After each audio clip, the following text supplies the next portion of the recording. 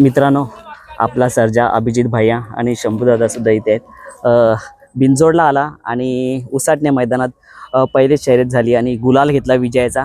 शंभूदादा, काय बोलाल? नाही, भरपूर आनंद आहे कारण की शर्यत खेळासाठीच इकडे आलेलो.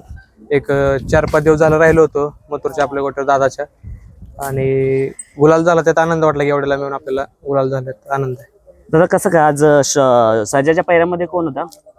तो फायटर म्हणून एक बैल होता, म्हणजे मला काय कडचं माहित नाही जास्त. शुभमदाचं नियोजन केलेलं. अच्छा, शुभम दादाने नियोजन. आज दोघांची गाडी कशी धावली बघितली का? नाही, मस्त पळाली, बघितली मी आता व्हिडिओ, चांगली पळाली. कधीच सर्जा 5-7 दिवसापूर्वीच आला होता, पण 31 डिसेंबरला आम्हाला वाटलेलं की सर्जा आपल्याला बोनवली मैदानात दिसेल, पण का नाही दिसला?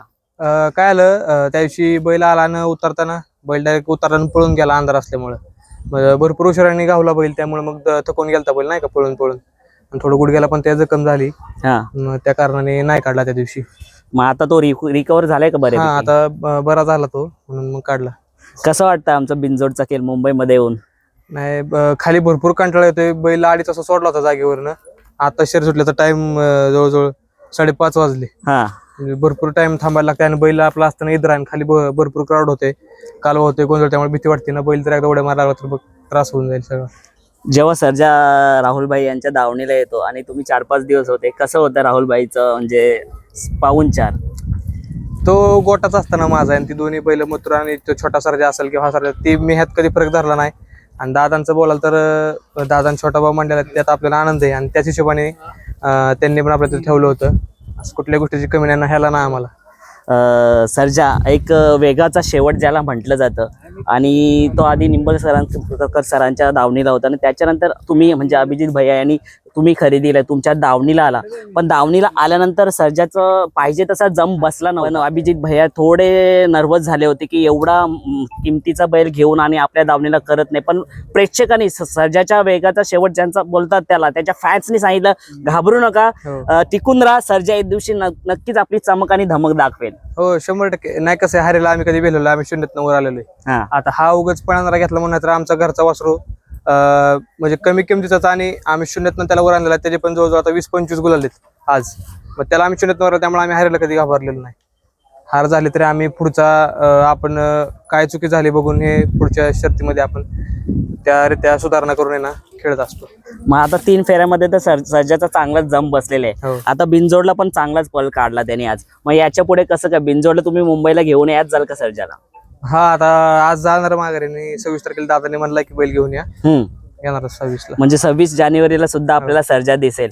मग नियोजन त्याचं कोणी केलंय? शुभम दादाच करेन. शुभम दादानी केलं नियोजन. मला तुमच्याकडची बैलच माहित नाही. सुट्टीवर गेल्यानंतर थोडासा जो वेळ लागतो त्याच्यामुळेच तुम्ही थोडासा हे झाला. हा, भरपूर कंटाळा आला नाही का, की उभं असतो लय टाइम गेला, आणि भरपूर गर्दी पाहिला तेवढं जमत नाही.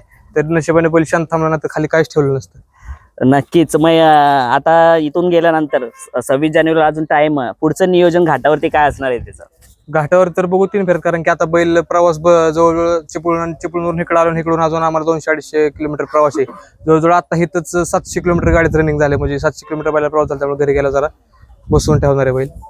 आता मी तर आता जस्ट मैदानात आलोय. सर्जाचा आता फेरा काढला होता की डायरेक्ट फायटर सोबत? नाही, फेरा काढला होता. फेरा काढला होता. मग फेरा कोणासोबत होता? फायटर सोबतच होता? नाही, फेरा आपला भाऊ आहे, भाऊ मात्रे, तर म्हणजे भावासारखा आपल्या, तर त्याच्या हिऱ्यासोबत काढला होता.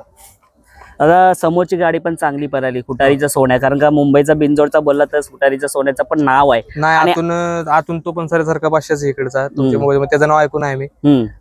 चांगलं वाटलं खेळून त्यासोबत. मैत्रीपूर्ण लढत झाली एकदम आपल्या. मैत्रीपूर्ण, आणि म्हणजे असं म्हणजे मला वाटतं ती गाडी थोडीशी देवबाद झाली. हो, देवबाद. आणि मग आपला बोलतात ना लक आज आपल्या सर्जा सोबत आला. काय म्हणाल? नाही, कसं आहे माहिती का, नशिबातलं कोणच नेऊ शकत नाही. नशिबात जी आहे ते आपल्याला भेटणारच आहे, फक्त थोडासा गेम ठेवा. नक्कीच. आणि आज तो नशिबाच, आज तुम्ही एवढ्या लांबून आले आणि सर्जा आणि तुमच्या देवाची साथ होती, म्हणून आज आपल्याला विजयाचा गुलाल भेटला. आणि नक्कीच तुम्ही 26 जानेवारीला तेव्हा पण एक मोठी शर्यत आपल्याला पाहायला भेटेल. आज एक चांगली लढत बघायला भेटली. सोन्याचं सांगायचं झालं तर तुम्ही नेहमीच चांगल्या प्रेक्षणीय बिनजोड करत असतात. आज पण तशीच एक लढत झाली, काय सांगाल? प्रेक्षकांना पण जी नावातली बैल आहेत त्यांची शर्यत बघायला मजा येतं, म्हणून मग आम्ही डायरेक्ट इथे सरजा होता. चला बरं सरजाशीच जाऊ. नाही मी पण भरपूर नाव ऐकलंय सोन्याचं कुठे सोन्याने शर्ती पण म्हणून मग बैल शर्यत जमवली, शर्यत पण आपल्या चांगली बैलात झाली. बैल बघण्यासारखी आतून गाड्या सोडत नाही का चांगलं म्हणजे आतनं त्यानं गाडीत होऊ देत नाही तो असं रेकॉर्ड मध्ये ऐकलंय मी शर्तीने बरोबर. तुमच्या इकडे. दादा काय सांगाल, कारण का बघा आज बघायला गेलं तर सोन्याचं पण एक मोठं नाव, आणि जेव्हा जेव्हा म्हणजे मोठे मोठे शर्यती येतील ना तर त्यांचं एक म्हणजे असं असतं की खेळायचे तर टॉपचे. आज बघायला गेलं ना लगातार मला तर वाटतं बरेचशा शर्यती हारल्या, पण त्यांनी लगातार 11 शर्यती हारून त्यांनी जिद्द सोडली नाही. काय सांगाल?